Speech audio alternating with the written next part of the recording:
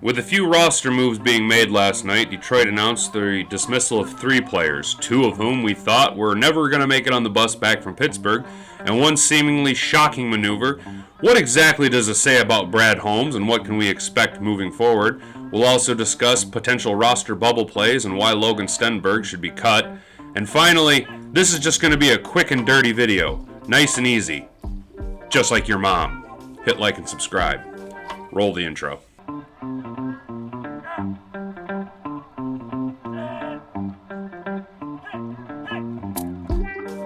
Welcome to Detroit. Welcome back to the channel. Make sure you're subscribed and hit like before you head on out the door. Last night, Detroit announced that they severed ties with Jared Davis, Tim Boyle, and shockingly enough, Tom Kennedy.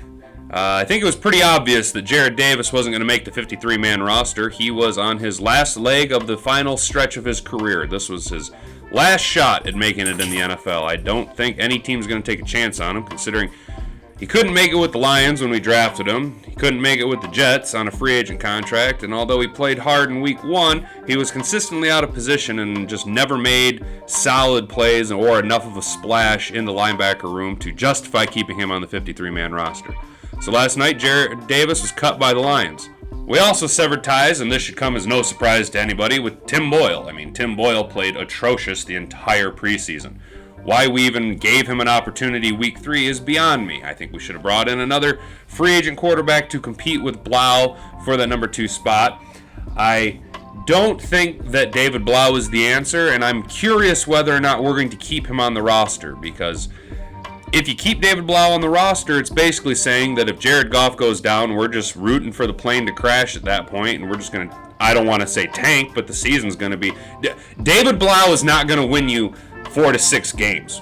Jared Goff is going to struggle to win you 4 to 6 games this year. I don't think David Blau is the answer, but I do expect them to end up keeping him on the roster and not bringing in a free agent quarterback.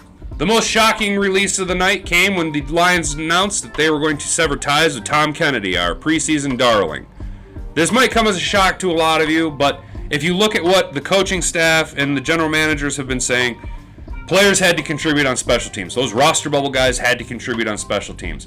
And we've seen both Maurice Alexander and Trinity Benson return kicks. And if you watched the game, even though it was his first action in the preseason, as much as I hate to say it, Quintez Cephas was out on the field on special teams. I don't know. I'm not saying he actually made an impact, but he was out there contributing on special teams, something that Tom Kennedy wasn't doing. What I expect to happen to Tom Kennedy, if I'm being honest, Bill Belichick's going to sign Tom Kennedy. Tom Kennedy is going to get hooked up with Mac Jones, and you're going to have a reemergence of the Brady-Wes Welker, the Tom Brady-Wes Welker connection.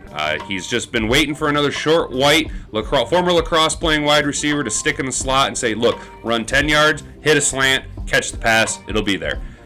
Hopefully Tom Kennedy can find a team. I hope he doesn't clear waivers. I'd like to see him land somewhere. The kid, again, as I stated in previous videos, he's got a lot of heart. Heart doesn't win you games, but it is fun to see as a fan. Unfortunately, Tom Kennedy won't be on the 53-man roster, which leaves 3 wide receivers vying for 1 spot.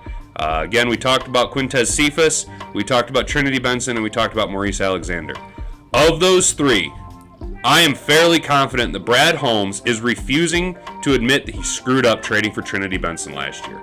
I think that's the only reason Trinity Benson is still on the team. I honest to God think Brad Holmes has a bit of an ego about it. I'm not saying I know football better than Brad Holmes. Quite the contrary. Brad Holmes is a general manager of a professional football team. I am a nothing YouTuber sitting in my living room talking into a camera. Clearly Brad Holmes knows more than I do.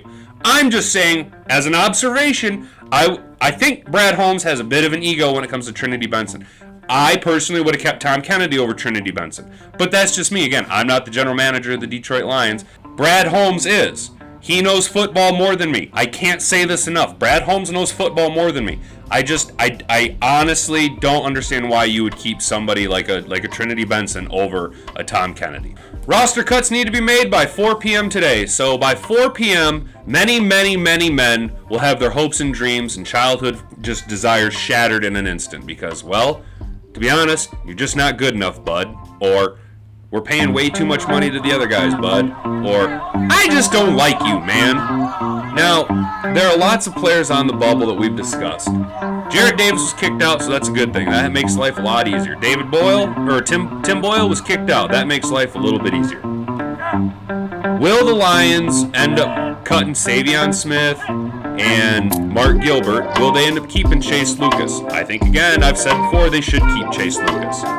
You know, will they end up keeping two backup tackles? Nope. I think Matt Nelson solidified the swing tackle. I don't think you're going to end up keeping two backup guards. I'm fairly confident that although he showed flashes on film, that Logan Stenberg will not be on the 53-man roster. I'm fairly confident that our interior replacement offensive line will be Evan Brown, who scored high on a PFF grade last year in replacement for Frank Ragnow, and Tommy Kramer, who is, I think, a year younger than Logan Stenberg, and actually played better in the preseason than Stenberg did. So Stenberg's out, Mark Gilbert's out, Savion Smith's out. You know, you're going to have to really buckle down. You're going to have to cut some tight ends. I'm pretty sure that Devin Funchess, a bunch of Oates, isn't going to make the roster. I wouldn't keep him. He doesn't offer enough.